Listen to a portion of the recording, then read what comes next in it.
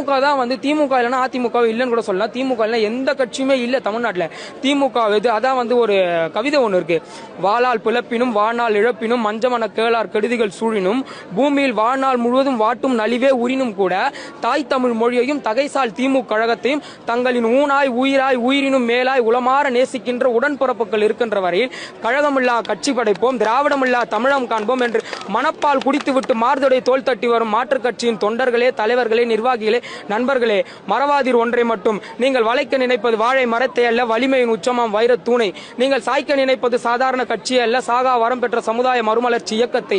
கழகத்தை அழிப்பதற்கு அதிமுக, பாமக, பாஜக, தாவேக, நாம் தமிழர் நண்பர்கள் இன்னும் எத்தனையோ இயக்கங்கள் தினம் தினம் பொய் புரட்டுகள் வகை வகையாக காணொலிகள் வந்தாலும் அதனையெல்லாம் பொய் என்று நிரூபிப்பதற்கும் மக்களுக்கு மெய் எது என்பதை காண்பிப்பதற்கும் என்னை போன்ற உடன்பிறப்புகள் இருக்கின்றவரையும் இனிமேல் கழகத்தில் இணைகின்ற உடன்பிறப்புகள் இருக்கின்றவரையும் இந்த திராவிட முன்னேற்ற கழகத்தை எந்த கொம்பனாலும் தொட்டு கூட பார்க்க முடியாது என்பதுதான் இங்கு நிதர்சனமான உண்மையாக இருக்கிறது.